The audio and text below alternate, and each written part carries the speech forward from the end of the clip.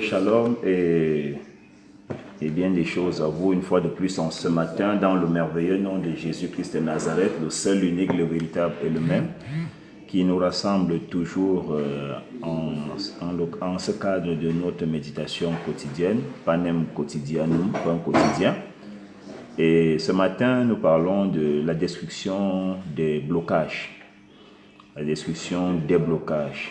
Vous savez, pour ceux qui ont déjà été dans le domaine de la circulation routière, ils vont convenir avec moi qu'il y a des moments où vous arrivez dans une route, vous êtes dans votre véhicule et puis vous voulez atteindre une destination et vous vous rendez compte que il y a une longue ligne de voitures qui est sur votre qui est devant vous et donc vous ne pouvez pas arriver à destination à temps.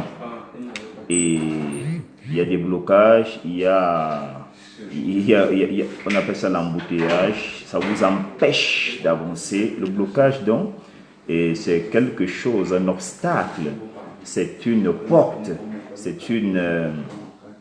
un bouchon, c'est un mur qui vous empêche de voir au-delà, qui vous empêche d'arriver au-delà de là où vous êtes, de là où vous êtes arrêté. C'est quelque chose qui vous arrête. Le blocage, c'est quelque chose qui vous arrête, c'est quelque chose qui vous garde sur place, c'est quelque chose qui vous empêche d'avancer, qui vous empêche de progresser, qui vous empêche d'évoluer, qui vous empêche d'atteindre un certain but, un certain objectif, un certain seuil de la vie, un certain palier de la vie, un certain niveau de la vie, un certain niveau de la destinée, un certain niveau de réalisation, un certain niveau d'accomplissement, un certain niveau de vécu, un certain niveau de réalisation. C'est ça le blocage. Donc, le diable dresse toujours des obstacles. Ça dit, c'est ça le blocage. Un obstacle, quelque chose qui vous dérange, qui vous bloque, qui vous garde, qui vous maintient dans le même style de vie, dans le même niveau de vie, dans les mêmes choses, dans les mêmes pratiques, dans le même vécu. Vous ne parvenez pas à expérimenter quelque chose de mieux, quelque chose de meilleur. Vous ne parvenez pas à expérimenter la promotion. Vous ne parvenez pas à expérimenter le changement positif, parce qu'il y a changement négatif, changement positif et changement négatif. Je parle ici des changements positifs. Je parle des changements agréables. Je parle des changements élevés. Je parle des changements de bénédiction. Je parle des changements d'un niveau de vie médiocre à un niveau de vie excellent. Je parle des changements des situations troubles, des situations troublantes, des situations tristes, des difficultés, des problèmes, des manquements, des peines, des soucis, à quelque chose de plus élevé, à quelque chose de plus élevé, de plus grand, de plus parfait, de plus stable dans la vie. Donc, le diable, donc, comme je dis, pour détruire le blocage, ce n'est pas Dieu qui met les blocages sur les chemins des gens, non. C'est le diable, n'est-ce pas, qui met le blocage sur les chemins des gens afin que les gens puissent lui faire allégeance, puissent se soumettre à lui, puissent s'engager à lui. Et de là maintenant, il fait semblant de vous promettre des choses, il fait semblant d'être Dieu, Dieu pour les hommes, Dieu pour ceux-là qui ne savent pas que la véritable bénédiction, comme nous parlions hier, vient de l'Éternel, celui qui a fait les cieux et la terre. Donc ce matin, nous parlons donc de la destruction des blocages. Destruction des blocages. Destruction des blocages. Il y a des gens qui ont des blocages dans leur vie à plusieurs niveaux. Il y a des blocages financiers. Vous ne parvenez pas à avoir de l'argent. Vous ne parvenez pas à atteindre un certain niveau financier. Vous ne parvenez pas à atteindre un certain niveau de réalisation. Vous ne parvenez pas à atteindre un certain niveau de vie. Vous êtes limité, vous êtes quelque chose qui vous retient spirituellement. C'est ça qu'on appelle un blocage. Donc c'est donc un mur que Satan graisse toujours devant les hommes. C'est un obstacle. Vous allez vous rendre compte qu'il y a un esprit de blocage et que dans tout ce qu'il veut faire dans la vie, il y a toujours un obstacle qui arrive. Il y a toujours quelque chose qui dérange. Il y a toujours quelque chose qui empêche que la chose soit parfaite. il commence très bien, il fait un dossier sur je ne sais pas trop quoi, il commence très bien, il s'engage dans une affaire, il commence très bien, tout va bien, ça promet, il a l'engouement, il a l'enthousiasme, il est dans la joie, enfin ça va se passer bien, enfin ça va changer, enfin ma situation va changer, enfin ma vie va changer, enfin maintenant je ne serai plus ceci, je ne serai plus cela, je ne me lamenterai plus de ceci, je ne me lamenterai plus de cela, et puis subitement, un mur se dresse, un obstacle. Cet obstacle peut être une situation, cet obstacle peut être un homme, donc le blocage peut être soit un homme, soit une situation, soit un événement qui se manifeste toujours quand tu vas déjà atteindre le sommet, quand tu vas déjà atteindre la réussite, quand tu vas atteindre l'excellence, quand tu es sur le point de te réaliser, quand tu es sur le point de t'accomplir, quand tu es sur le point d'arriver à ta bénédiction, quand tu es sur le point d'avoir la paix au moins une fois dans ta vie, ça directement, il y a un obstacle, il y a un mur qui se dresse, il y a un mur qui se met sur ton chemin, il y a quelque chose qui arrive. Donc le diable dresse toujours des obstacles pour empêcher les bénédictions de Dieu de nous parvenir. C'est là le but du blocage. C'est un obstacle que le diable met sur la route, sur le chemin de la bénédiction d'un chrétien, d'un croyant, d'un homme, d'une femme, quelconque, pour qu'il ne parvienne pas à posséder les bénédictions que le Seigneur lui réserve, que le Seigneur lui a promises, que le Seigneur a gardées pour lui. Et donc, obligatoirement, ce matin, nous avons besoin de prier, de déclarer pour détruire ces blocages, ces obstacles, ces murs, ces barrières qui empêchent de traverser, d'arriver de l'autre côté pour posséder ces bénédictions, qu'elles soient spirituelles, qu'elles soient matérielles, qu'elles soient financières, qu'elles soient matrimoniales. Je parle du mariage, qu'elle soit même sur le plan de la fécondité, je parle des enfants. Il y a des gens qui ne parviennent pas à accoucher parce qu'il y a un blocage au niveau de l'enfantement. Il y a un blocage au niveau de l'enfantement. Il y a des gens qui ne parviennent pas à avoir des promotions. Ça peut être sur le plan professionnel. Le blocage peut intervenir sur le plan professionnel. Vous avez des difficultés à avoir des promotions. Vous travaillez plus bien que tout le monde. Vous êtes plus assidu que tout le monde. Vous êtes plus adonné que tout le monde. Vous êtes plus concentré que tout le monde. Vous êtes plus engagé que tout le monde. Vous vous tuez à la tâche, vous vous rompez à la tâche. Mais c'est d'autres personnes qui sont plutôt valorisées. C'est d'autres personnes qui sont plutôt mises à votre place. Parfois même vous prenez quelqu'un qui vient d'arriver. Nous avons vu des femmes qui dans leur propre foyer, parce qu'elles ont un blocage sur le plan matrimonial. Quand on dit blocage sur le plan matrimonial, vous pouvez avoir des difficultés à vous marier. Mais le blocage aussi sur le plan matrimonial peut aussi impliquer que vous pouvez même vous marier, mais ne jamais être épanoui dans votre mariage. Vous êtes marié, mais comme si vous n'étiez pas marié. C'est-à-dire que votre mari vient avec des jeunes filles et que vous encadrez, elle vous appelle maman, elle vous appelle tantine, et puis un jour, elle commence à discuter le même mari avec vous. Tandis que ça signifie qu'il y a ce problème, ce blocage au niveau du mariage. Donc quand on parle du blocage au niveau du mariage, ce n'est pas toujours parce que vous ne parvenez pas à vous marier. Le blocage au niveau du mariage peut aussi être que vous vous mariez, mais vous ne vivez pas réellement en marié. Vous ne vivez pas en marié, vous vivez en célibataire. Vous vivez en quelqu'un qui est toujours en train de mendier sa chose, de mendier dans son propre foyer. Parfois même pour que votre mari rationne, vous devez supplier.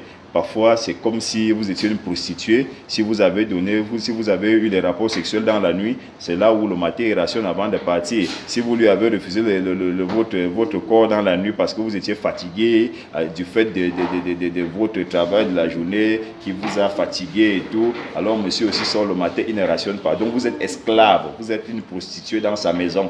C'est-à-dire qu'il vous paye. La ration qu'il vous donne par jour, c'est un paiement qu'il vous donne parce que vous avez bien travaillé dans la nuit, parce que vous lui avez bien donné ça dans la nuit. Dans le cas où vous ne donnez pas, le matin, le monsieur se lève, il part, il oublie même qu'il a des enfants avec vous. Donc, vous vous rendez compte que quelqu'un qui a un blocage matrimonial, par exemple, vous allez vous rendre compte que vos enfants ne seront pas aimés parce que votre mari vous considère comme une chose. Il vous considère tout comme une prostituée et donc, obligatoirement, si vous n'avez pas donné le corps dans la nuit comme il fallait donner, vous n'avez pas bien donné la chose dans la nuit comme il fallait donner, le matin, il sort et ne rationne pas. Il oublie même que vous avez des enfants.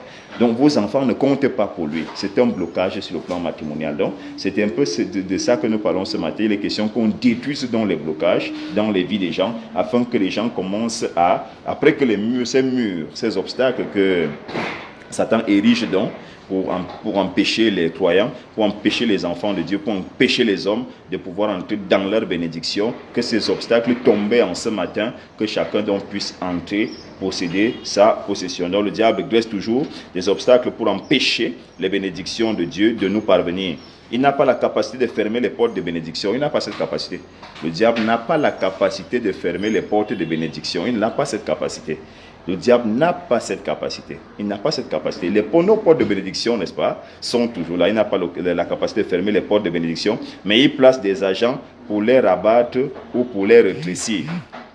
Donc, il ne peut pas fermer ta porte de bénédiction. Donc, je vais dire à quelqu'un ce matin, la bonne nouvelle, c'est que ta bénédiction là est toujours là et elle est toujours d'actualité. Le diable n'a pas la capacité de fermer ta porte de bénédiction. Il n'a pas la capacité de fermer ta porte de bénédiction, mais il a plutôt la capacité de mettre quelqu'un à la porte. C'est ce qu'on appelle les protecteurs des limites. Le protecteur des limites, il a dit que comme on a limité que toi, tu ne dois jamais arriver en Europe, on l'a placé là. Son travail, c'est d'empêcher que ton nom ne traverse la limite là pour l'Europe.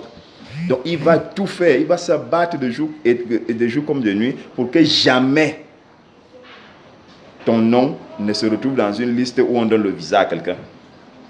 Pour que ton nom ne se retrouve jamais dans une liste où quelqu'un a travaillé comme fonctionnaire avec tous les diplômes que tu as. Que ton nom ne se retrouve jamais dans une liste où ton mari te prend comme un neuf. Et vous voyez actuellement dans l'imagerie populaire, quand ton homme prend sa femme comme un neuf, on dit qu'il est envoûté. Parce que beaucoup ont le blocage même dans la tête. Parce que le blocage aussi est psychologique et mental.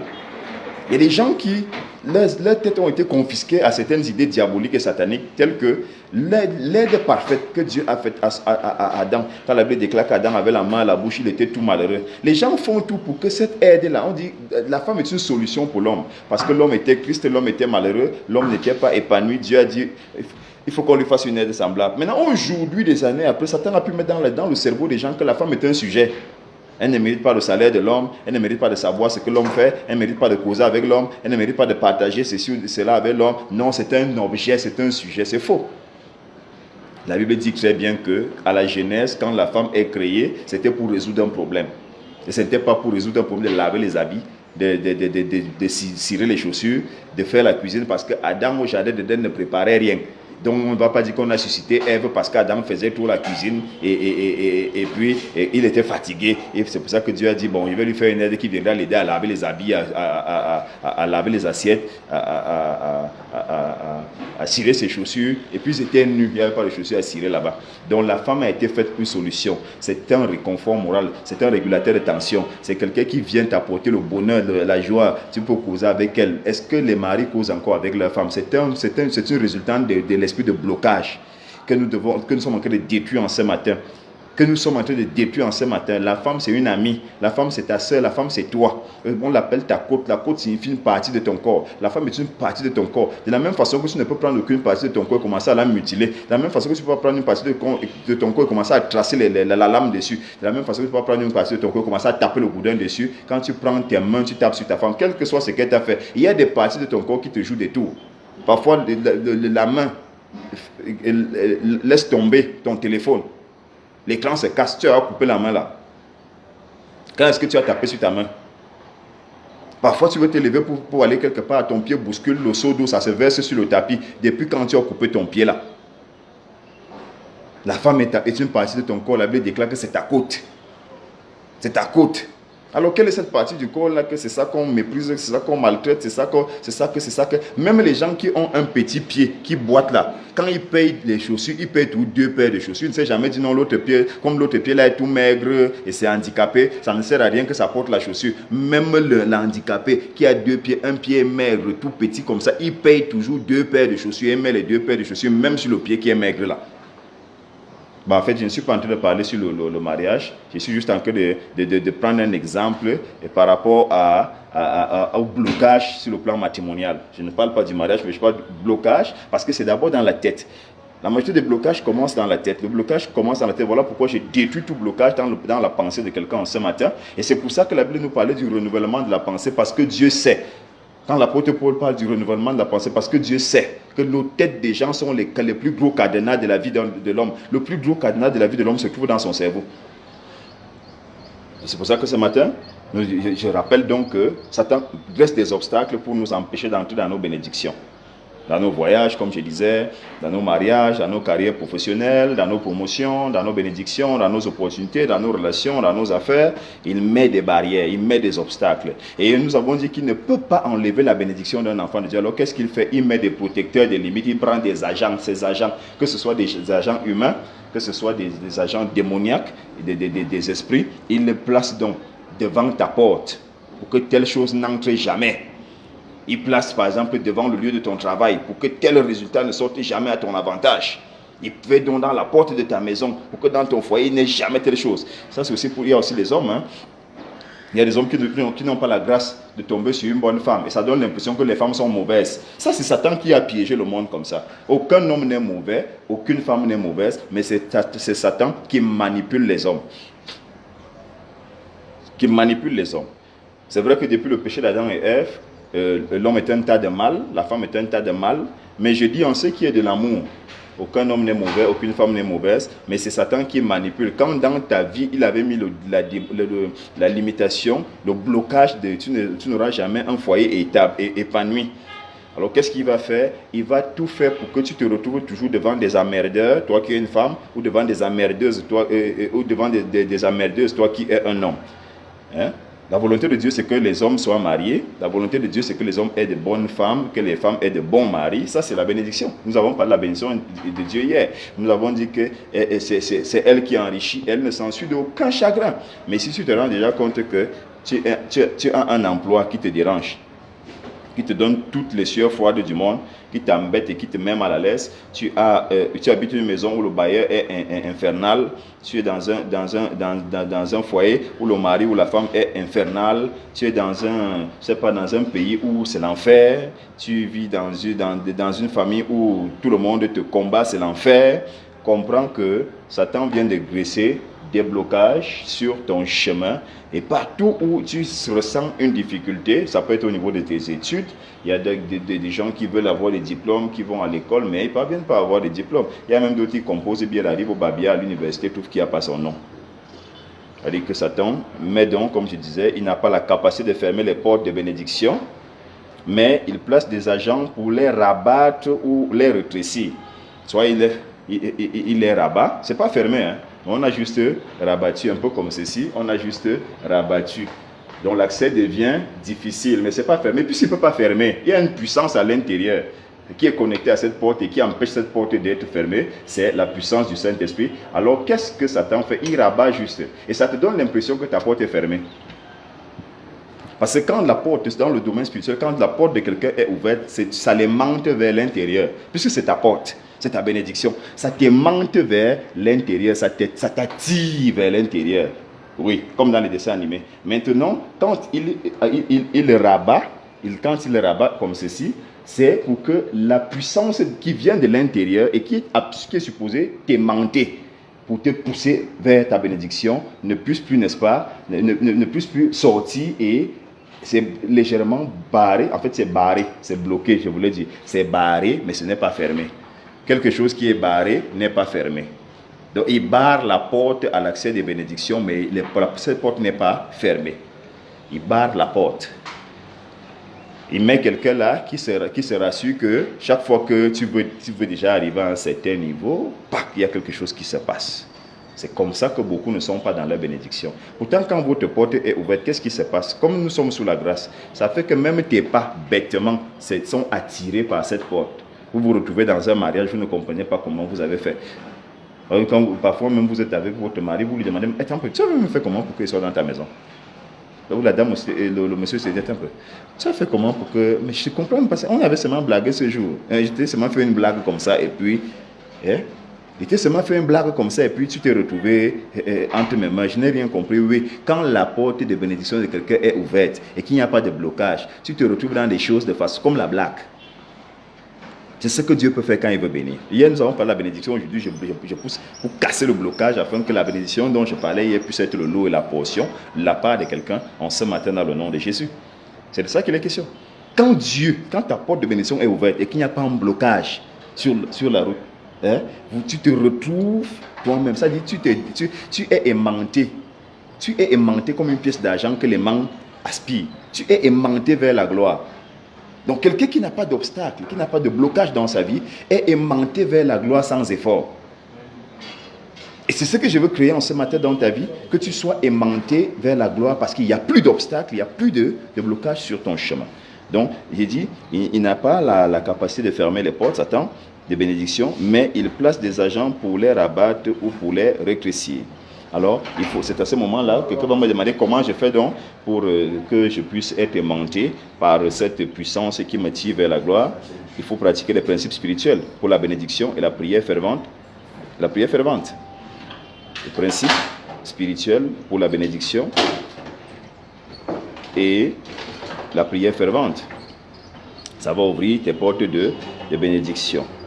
La Bible déclare dans Malachie 3, 10 à 11, « Apportez à la maison du trésor toutes les dîmes, et pour vous, je menacerai celui qui dévore. » Si vous voulez être béni, par exemple, sur le plan financier, apportez. Malachie 3 dit, apportez. Donc, chaque domaine de bénédiction, on en parlera peut-être des mots après-demain. Chaque domaine de bénédiction a son principe. Chaque domaine de bénédiction a son principe. Si tu veux le salut, il faut confesser Jésus comme Seigneur et Sauveur personnel. Si tu veux quitter de la puissance des ténèbres et de l'enfer, pour le salut, la relation avec le Seigneur, il faut confesser Jésus comme Seigneur et Sauveur. N'est-ce pas? Voilà. Maintenant, si tu veux tu veux la santé, il faut croire que Dieu guérit. Car la Bible déclare, il te sera fait selon ta foi. Et maintenant, il a donné mandat à ses oints d'imposer les mots malades afin que les malades soient guéris. Tu vas vers un homme de Dieu quand tu sais déjà que oui, voilà quelqu'un qui peut être une bénédiction pour moi, le Seigneur, là où Dieu l'a envoyé. Tu vas vers lui et il va prier pour toi et tu seras guéri. N'est-ce pas? Donc, il faut croire à la parole de Dieu, il faut avoir la foi. Et c'est un peu quelques principes comme ça que je peux dire aujourd'hui. Si tu veux être bien avec Dieu, et que tu l'as accepté dans ta vie comme Seigneur et Sauveur, il faut tout te rassurer tous les jours que chaque fois que tu as commis des torts, que tu puisses t'arrêter un moment pour demander pardon à Dieu, parce que la Bible déclare que si nous disons que nous n'avons pas péché, nous faisons de Dieu un menteur. Donc chacun de nous doit regarder sa vie tout le temps pour voir à la lumière des Saintes Écritures s'il est encore en conformité avec le Seigneur, avec ce que le Seigneur promeut, avec ce que le Seigneur aime, avec ce que le Seigneur autorise, avec ce que le Seigneur accorde, avec ce que le Seigneur a prescrit. C'est très important.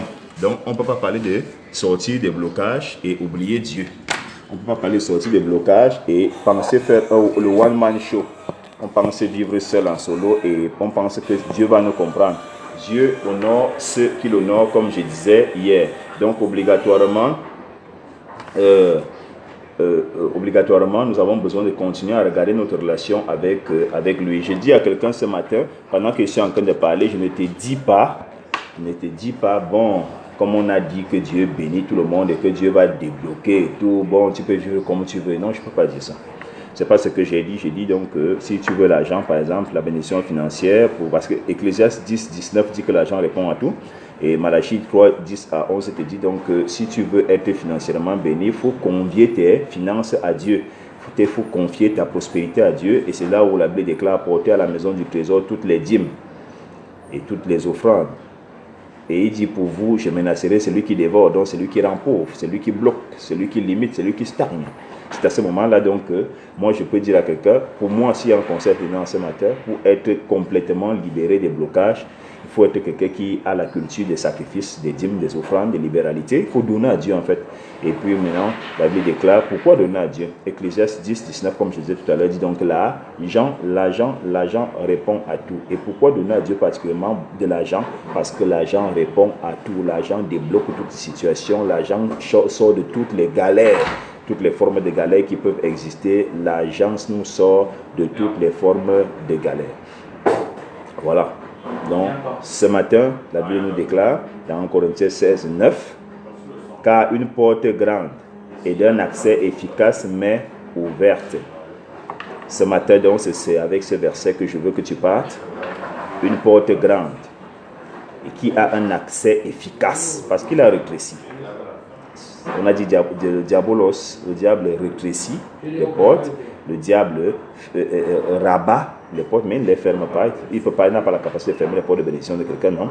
Il va mettre plutôt des barrières, des obstacles, des murs pour que tu ne puisses pas voir même la porte de bénédiction. À un moment, les gens se découragent. Il y a beaucoup de gens qui se découragent dans la vie, pourtant ils sont placés. Voici votre bénédiction de ce côté. Vous êtes déjà là, devant. Mais comme il y a ce mur-ci, ça vous décourage alors qu'il suffit juste que ce mur tombe pour que vous vous retrouvez là. Et laissez-moi vous dire une autre chose en ce matin. Quand vous sentirez au maximum de votre force le découragement dans votre vie, sachez que vous êtes à côté de vos bénédictions. Oui. Quand vous venez de commencer la marche, vous ne vous rendez pas compte.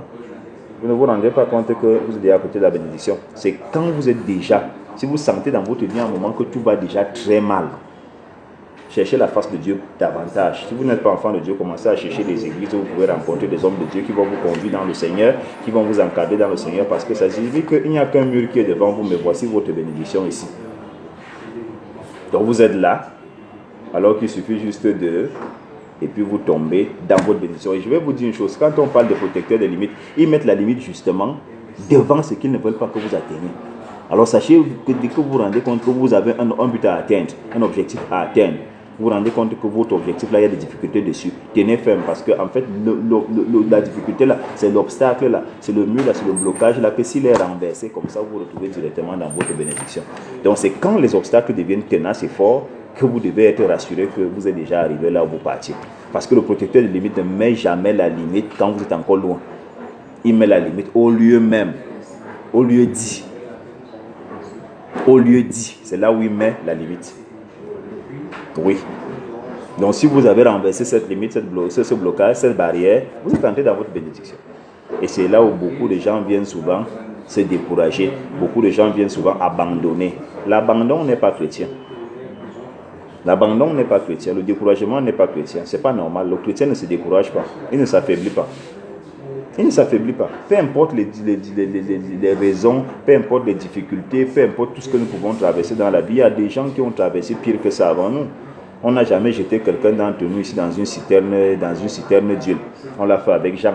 On n'a jamais, il ne s'est pas découragé. On n'a jamais jeté quelqu'un ici dans une fournaise ardente. On n'a jamais jeté quelqu'un ici dans une fosse au lion. Tout ce que nous avons actuellement dans notre contexte moderne, dans notre église postmoderne, c'est juste des choses que la chair subit, mais qui ne sont pas à la dimension de ce que les vrais serviteurs de Dieu ont vécu. Alors, nous devons être des vrais serviteurs de Dieu. Nous devons obligatoirement nous arrimer au standing et aux normes du vécu, de la ténacité, de la ferveur, de la persévérance et de l'endurance que ceux-là qui sont venus avant nous de laquelle ils étaient animés. Donc, la Bible déclare donc dans 1 Corinthiens 16, 9, comme je disais tout à l'heure, car une porte grande et d'un accès efficace mais ouverte. Et les adversaires sont nombreux, mais la porte est ouverte. Donc, on s'en fout du nombre d'adversaires qui sont dans ta vie. Le plus important, c'est que la porte est ouverte. Il dit car une porte grande et d'un accès efficace mais ouverte. Ce matin, c'est la nouvelle que je t'annonce. La porte est ouverte. Ta porte est ouverte. Ta porte est ouverte. Ta porte est ouverte. Une grande porte et d'un accès important, d'un accès efficace t'est ouverte en ce matin. Peu importe qui voulait te bloquer, qui voulait fermer ta porte, qui voulait t'empêcher d'avancer, quel que soit le genre de raison que la personne avait, quel que soit le genre d'élément, quel que soit le genre d'information que cette personne détenait dans ta vie te concernant pour te maintenir devant ta bénédiction sans que tu ne puisses l'atteindre et accéder. En ce matin, je déclare ta porte est grandement ouverte. Ma Bible me déclare dans 1 Corinthiens 16, 9, car une porte grande et d'un accès efficace mais ouverte. La porte t'est ouverte ce matin. La porte, une grande porte, une porte grande t'est ouverte ce matin. Une porte grande t'est ouverte ce matin. Je ne sais pas qu'est-ce que tu es en train de faire en ce moment, ou qu'est-ce que tu allais faire aujourd'hui, ou qu'est-ce que tu allais faire cette semaine, ou qu'est-ce que tu allais faire ce mois, ou qu'est-ce que tu avais prévu faire en cette année. Mais je te déclare en ce matin, une grande porte est ouverte devant toi. Ce n'est pas n'importe quel genre de porte, mais c'est une porte grande et efficace. La Bible déclare car une porte grande est d'un accès efficace. On dit un accès. Elle n'est pas seulement ouverte. La porte n'est pas seulement ouverte, mais l'accès est là et l'accès est important. Si la Bible parle d'un accès efficace, ça signifie que c'est une porte qui va te propulser vers la gloire que tu attendais depuis, vers l'élévation que tu attendais depuis, vers la bénédiction que tu attendais depuis, vers la stabilité que tu attendais depuis, vers la paix que tu attendais depuis, vers l'épanouissement que tu attendais depuis. Ce matin, cette porte-là ne te rate pas. Ce matin, cette porte-là ne te rate pas. Ce matin, cette porte-là ne te rate pas. Ce matin, cette porte-là ne te rate pas. Tu ne confonds pas de portes en ce matin. Tu as l'habitude de confondre les portes. Ce matin, tu ne confonds pas de portes. Tu as l'habitude d'être orienté par les esprits diaboliques vers d'autres portes qui ne sont pas tes portes et qui t'amènent chagrin, douleur, malheur, peine et souffrance et soucis. Mais en ce matin, je te déclare, ta porte de bénédiction, tu ne vas pas la confondre. Ta porte de bénédiction, aucun pouvoir ne peut exister en ce matin pendant que je parle, l'Esprit de Dieu me parle et accomplit ce que je suis en train de dire, qui va t'orienter vers une autre porte. Cela n'est pas possible à partir de ce matin. Cela n'est pas possible à partir de ce matin. Cela n'est pas possible à partir de ce matin. La Bible déclare une porte grande. Grande. Ce matin, d'habitude pour entrer quelque part, même quand tu parviens même entrer, tu entres avec beaucoup de peine, avec beaucoup de difficultés dans un foyer, tu es entré, tu as souffert pour qu'on puisse même te valider comme la femme de la maison ou bien l'homme de la vie d'une telle personne. Quand tu es allé dans un emploi, il a fallu que tu négocies, que tu supplies, que tu te mettes à genoux pour qu'on puisse dire, bon ok, viens quand même avec ton dossier, oui, va t'asseoir là-bas. Et tu es quelque part, tu veux la maison. Non, ce matin c'est fini au nom de Jésus. Tu voulais accoucher, pour que tu aies un seul enfant, il faut qu'on t'opère. Pour que tu aies un enfant, il faut qu'on t'opère. Pour que tu aies un enfant, il faut qu'on t'opère. Pour que tu aies un enfant, il faut qu'on te suive à l'hôpital pendant toute la grossesse, tous les jours. Tu pars.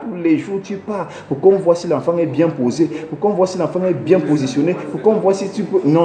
Ce matin, au nom puissant de Jésus-Christ de Nazareth, je dis qui que tu sois et quel que soit le genre d'événement, de situation, de douleur, de programmation diabolique et satanique qui avait été planifiée dans ta vie, dans ta carrière, à partir de ce matin, c'est des grandes portes qui sont devant toi. Tu ne vas plus te frotter, tu ne vas plus entrer de côté, tu ne vas plus souffrir pour entrer dans une bénédiction, tu ne vas plus souffrir pour entrer dans une gloire, tu ne vas plus souffrir. La porte étroite est ouverte en ce matin, la porte est grande en ce matin. La Bible déclare car une porte grande et d'un accès efficace.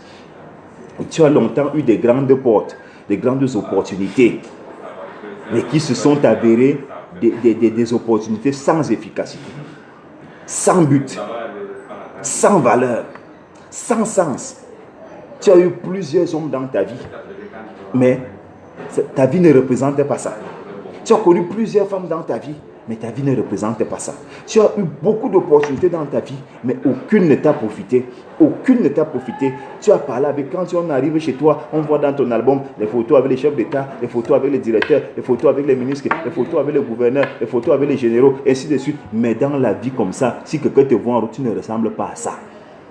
Pauvre de chez pauvre, misérable de chez misérable, mais en ce matin au nom de Jésus, je déclare un soleil nouveau se lève dans ta vie. Les portes que tu avais grandes, là, les grandes opportunités, les grandes relations, tout ce que tu avais de grand, mais au fond, vous voyez quelqu'un qui marche avec un chef d'État, mais qui rentre en taxi chez lui, alors que d'autres personnes qui marchent avec les chefs d'État leur donnent des voitures, les chefs d'État donnent des véhicules qui les accompagnent, qui les ramènent et tout. Ils ont tout un style de vie bien aménagé. Il y a même des gens, pendant que je parle, l'Esprit de Dieu me parle, vous avez donné le nom de votre enfant au chef de l'État ou à la première dame. Tous les autres homonymes du chef d'État et de la première dame ont un traitement de faveur, mais vous particulièrement, votre enfant n'a aucun traitement de faveur. Quel gaspillage. Ce matin, le gaspillage est récupéré par mon Dieu. Il fait du gaspillage une récupération de bénédiction pour toi au nom de Jésus. Ce matin, c'est ainsi. C'est l'esprit qui m'anime en ce matin quand je viens détruire le blocage dans ta vie. Je détruis le blocage dans ta vie. Je détruis le blocage dans ta vie en plaçant la perfection de Dieu, afin qu'elle commence à s'accomplir à partir de maintenant. Et que les gens sachent que tu as un Dieu fort, un Dieu puissant, un Dieu capable, un Dieu qui n'échoue jamais, un Dieu qui n'est pas faible, un Dieu qui n'a jamais raté sa cible, un Dieu qui honore toujours ce qu'il honore, un Dieu quand il a choisi un homme, il se rassure que cet homme a atteint l'élévation, la bénédiction, la gloire que lui, il a prévu en tant que Dieu. Ce matin, c'est des grandes portes qui sont ouvertes et l'accès à ces grandes portes est facilité. Et quand tu arrives dans ces grandes portes, l'efficacité va se voir sur le plan financier, sur le plan du respect, sur le plan de la considération, sur le plan de l'évolution. On va voir désormais, tu marches avec tel grand nom et tu évolues, et tu avances, tu te construis, tu te réalises. À partir de ce matin, c'est dans ça que je te place, c'est dans ça que je t'installe, c'est dans ça que je te mets et personne ne pourra te l'enlever dans le nom de Jésus. Les prières ont longtemps échoué, tu es resté bloqué. Ce matin, cette prière n'échoue pas. Cette prière n'échoue pas. Je déclare en ce matin que les flèches de la mort atteignent la personne qui bloque tes bénédictions au nom de Jésus. Que les flèches de la mort, j'envoie ces flèches ici en désordre. J'envoie ces saguets ici en désordre ce matin. C'est-à-dire comme des missiles à tête chercheuse, peu importe là où ils sont cachés. Il dit peu importe là où ils sont cachés. Que toutes les flèches, mais toutes mes flèches atteignent leur cible en ce matin au nom de Jésus. Et qu'ils soient frappés de mort. Les flèches de la mort, que ces flèches les atteignent. Atteignent ces personnes, cette personne qui bloque tes bénédictions. Quelqu'un qui est assis sur ta bénédiction quelque part, quelle que soit la bénédiction. Que ce soit le mariage, que ce soit la prospérité, que ce soit la bénédiction, que ce soit la santé, que ce soit les voyages, que ce soit l'épanouissement de tes enfants, que ce soit l'école de tes enfants, que ce soit les finances, que ce soit, quel que soit les voyages, quel que soit, j'ai dit en ce matin, les missiles à tête chercheuse que j'envoie ici, les flèches de la mort, les atteignent ou l'atteignent personnellement. Tout cela qui bloque tes bénédictions dans le nom de Jésus. Que ce soit ton père, que ce soit ta mère. Ce matin, ma prière n'est pas là pour regarder les liens de famille. Ma prière est là pour accomplir un but, le but de débloquer quelqu'un des blocages qui t'arabustait sa vie jusqu'à aujourd'hui dans le nom de Jésus. Tous les jugements de la Bible tombent sur ceux qui sont contre ta volonté, la volonté de Dieu, à te voir béni en ce matin au nom de Jésus. Il dit bien que tous les jugements de la Bible, tout ce que la Bible déclare en mal contre les gens qui font du mal, tombe sur ceux qui sont contre la volonté de Dieu dans ta vie en ce matin au nom de Jésus. À l'instant même, j'envoie un terrible régiment d'anges contre tous tes ennemis en ce matin dans le nom de Jésus, qui se tiennent contre tes bénédictions. À partir de ce matin, même les bénédictions à venir, au nom puissant de Jésus, je déplace toute pierre qui t'empêche d'entrer dans tes bénédictions en ce matin. La Bible déclare qu'il y avait une pierre qui empêchait les trois maris d'accéder au corps de Jésus pour l'embaumer. Toute forme de pierre qui bloquait ta vie en ce matin est renversée. Je la roule de côté. Je la roule de côté. Je la roule de côté. À partir de ce matin au nom de Jésus. Que le vent d'Orient divise ta mer rouge en ce matin. Que le vent d'Orient divise ta mer rouge en ce matin et te laisse passer à pied sec dans tes bénédictions. Te laisse passer à pied sec dans tes bénédictions. Te laisse passer à pied sec dans tes bénédictions. Le vent d'Orient, qu'il s'ouvre en ce matin, qu'il souffle sur ta mer rouge et te laisse passer à pied sec dans tes bénédictions dans le nom puissant de Jésus. Au nom puissant de Jésus. Si nous sommes de vrais habitants du grand royaume de Christ sur la terre, l'Église, j'envoie en ce matin le feu pour consumer tous les agents sataniques qui se mettent au travers de ta route à partir de ce matin au nom de Jésus. Tous, sans laisser un seul, même le plus petit, n'a pas besoin de rester dans le couloir de ta bénédiction en ce matin. Par la même puissance qui a ressuscité Christ de la mort, je vais au-delà de tes limites en ce matin dans tous les domaines de ta vie et je restaure toutes choses au nom de Jésus. Que tout cultivateur satanique qui sème des semences diaboliques dans tes affaires soit tourmenté à mort à partir de ce matin au nom puissant de Jésus. Que tout lieu, tout lien, tout lieu et tout lien qui te maintiennent dans la misère reçoivent le feu depuis l'autel de Dieu et qui soit totalement consumé en ce matin au nom puissant de Jésus.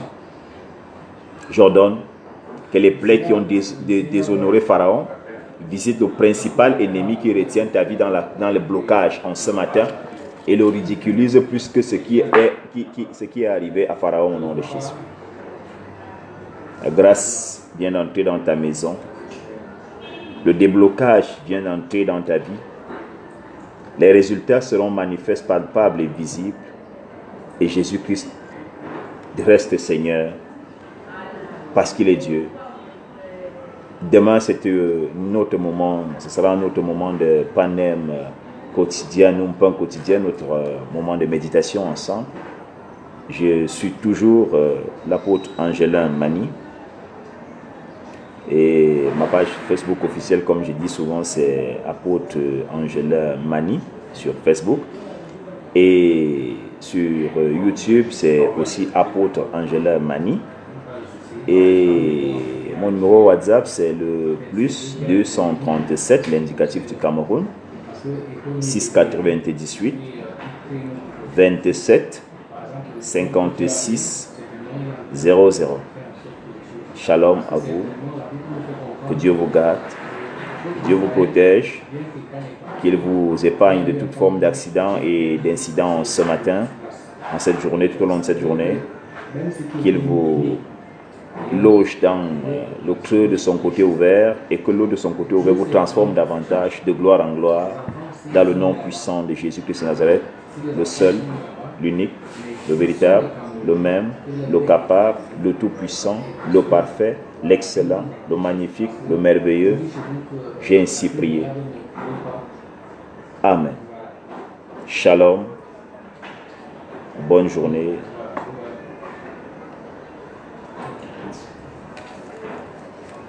Et merci pour votre écoute.